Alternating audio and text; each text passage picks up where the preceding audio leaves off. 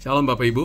Renungan hari ini diambil dari Kingdom Daily Devotion yang saya tulis dan bisa ditemui di YouTube channel saya, Billy Lantang Official, di kolom community. Sudah ada 1.300 lebih renungan harian yang bisa dibaca dan juga bisa di-share dan bisa dibahas bersama dengan kelompok sel atau dengan keluarga bahkan di sebuah mesbah keluarga. Nah, hari ini berjudul Rancangan Tuhan yang Tidak Bisa Digagalkan. Diambil dari Matius pasal yang kedua, ayatnya yang ke-16 mengatakan, ketika Herodes tahu bahwa ia telah diperdaya oleh orang-orang Majus itu, ia sangat marah. Lalu ia menyuruh membunuh semua anak di Bethlehem dan sekitarnya, yaitu anak-anak yang berumur 2 tahun ke bawah, sesuai dengan waktu yang dapat diketahuinya dari orang-orang Majus itu. Raja Herodes merasa terancam karena para Majus datang transit di tempatnya dia untuk bertanya di manakah Raja Yahudi yang baru dilahirkan itu. Dia merasa terancam, dia berpikir bahwa Yesus nantinya akan menggantikan posisinya dia. Itu sebabnya dia memerintahkan untuk membunuh anak-anak yang ada di bawah 2 tahun.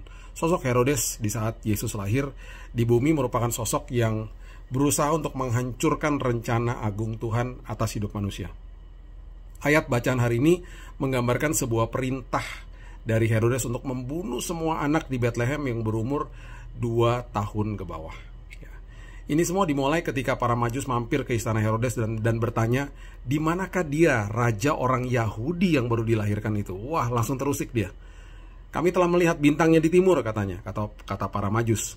Dan kami datang untuk menyembah dia. Ketika Raja Herodes mendengar hal itu, terkejutlah ia beserta seluruh Yerusalem. Karena dia bertanya pastinya kepada rakyatnya, kepada stafnya, dan semua nggak ada yang tahu. Ya.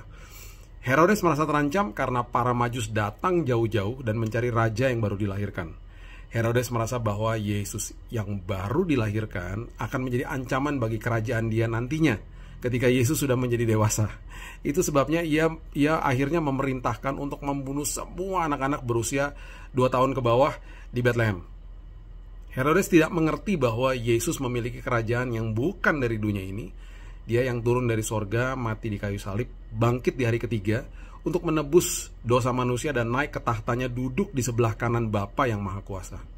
Ayat ini menunjukkan kepada kita bahwa sejak awal kehidupan Yesus, kehadirannya dia ini sebagai penebus dosa manusia sudah ditentang dan berusaha digagalkan oleh iblis. Sampai hari ini banyak orang yang menolak Yesus, ya, dan menolak untuk menerima keselamatan bahkan yang dia sudah karuniakan kepada kita, kepada umat manusia. Bahkan banyak orang yang berusaha mencari keselamatan di luar Yesus. Mereka tidak sadar bahwa Yesus datang dan memberitahu kita bahwa dia adalah jalan, kebenaran, dan hidup. Mau mendapat kehidupan yang berkelimpahan, ambil jalan yang dia sudah berikan kepada kita. Di situ kita akan menemui kebenaran. Di situ kita akan menemui kehidupan yang berkelimpahan di dalam Kristus. Sekali lagi, hidup yang berkelimpahan bukannya berarti harta, jabatan, status, atau ketenaran, tetapi terlebih lagi di dalam sini, yang merupakan sebuah damai sejahtera, sukacita, hikmat, pengharapan. Itu yang Tuhan mau berikan dan sudah sediakan dan bahkan sudah berikan untuk kita nikmati sebenarnya. Kalau dalamnya beres, dalamnya kaya, luarnya menjadi pengelola yang dahsyat. Ya. Herodes Agung ini adalah seorang pembunuh. Itulah sifatnya, dia membunuh karena dendam dan dia membunuh untuk tetap berkuasa. Ya, kehidupan manusia tidak ada artinya bagi dia.